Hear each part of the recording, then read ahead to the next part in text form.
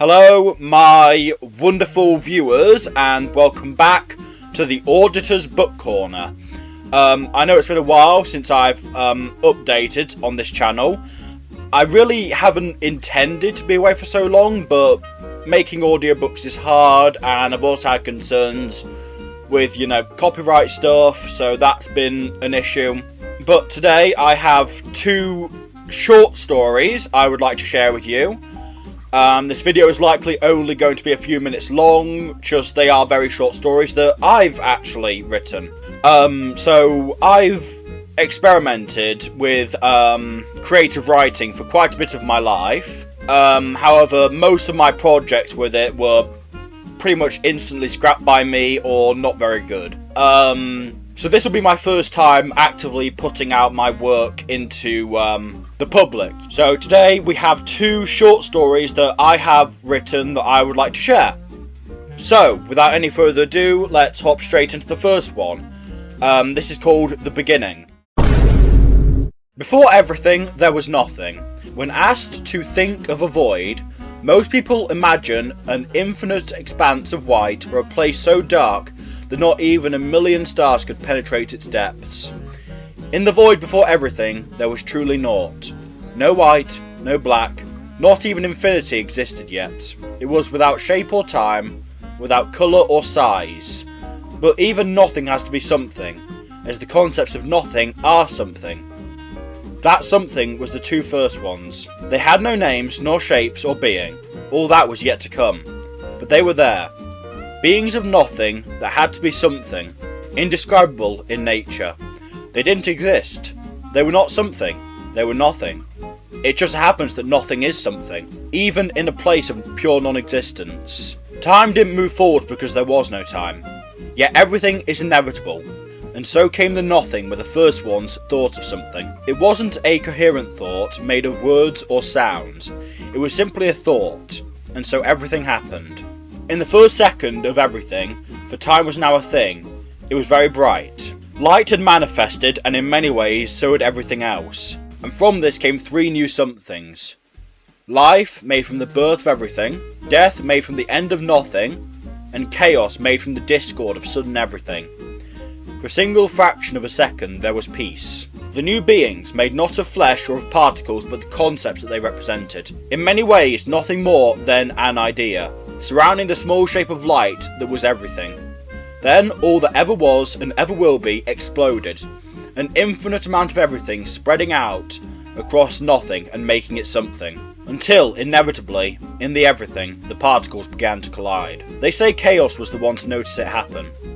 It did not see, for it had no eyes, but it still noticed.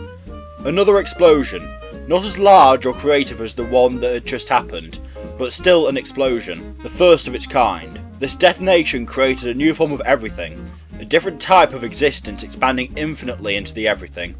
Even though words had not been invented yet, the thing that would one day be called a universe had come into being. Many more universes followed, and as the first hour of existence ended, the everything was a web of explosive collisions, each one birthing a new existence. So yeah, that was the beginning. So basically the everything is kind of like the multiverse where all my stories will be set. So basically if I write a story, it takes place in the everything. So this is like an introduction to the everything. That's where everything that happens is. My second story today is called No Sound. It's my first attempt at a horror story. She heard nothing. The woods were silent. No owl hooted, nor did any fox shriek. The wind battered against her, whipping her hair into a frenzy, yet it made not a sound as it cascaded through the trees. The rain pounding the ground all around her, and the thunderous clouds up above, should be creating a cacophony of noise, but even as she watched the droplets fall, she heard not a sound. She wanted to escape, to turn about and run home to the noise of cars and the words of people. But she dared not turn around, because for every one of her silent footfalls, as she hiked up the trail, the only sounds were footsteps echoing through the trees behind her. When she stopped, they stopped. When she stepped, they stepped. When she ran, they ran. And when she stopped, gulping noiselessly for air, the forest behind her fell silent too. The trail carried on upwards, and the footsteps continued in the muted woods. perfectly in rhythm with hers. The heart in her chest pounded through her body and into her ears, as her legs grew heavy and her arms drooped. As she slowed, the footsteps slowed into a steady pace, never getting closer, but in turn never falling behind. A perfect shadow of unknown origin, whom she now knew was only behind her because it did not yet wish to catch her. It wasn't a predator, it didn't want to eat her. If it did, it could have many times over. No, it was playing with her. She stumbled onwards, each step behind her sending jolts through her system as a pool of frozen terror collected in the darkest pit in her stomach. Her limbs tensed as her mind failed and every muscle screamed in union to flee. If she could run fast enough, if she could make some distance. A river, a cave, a walker, an angel. Something had to save her. Something had to make this all go away. She ran and tripped and struggled and scrambled. A desperate soundless cry escaped her lips. Anything for freedom from this. Her food, her water, her money. They could have all of it if they just stopped. But they didn't. Those hateful footsteps running up the path behind her. They loosed no stones, tripped on no roots. They didn't struggle or scramble, they just ran.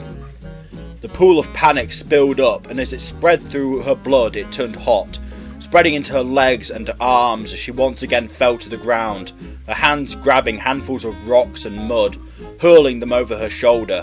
Her legs kicked behind her, daring the thing to come into range. Then she rose, turning left off the path and charging into the trees, grabbing branches and whipping them in her wake. The rage fueling her mad gallop into the wild. 60 seconds in a minute, 60 minutes in an hour. But time meant nothing to her. All the time she knew was how long it would take until her body failed. Her legs hit a fallen log, lying between two great oak trees, and she felt the bone crack.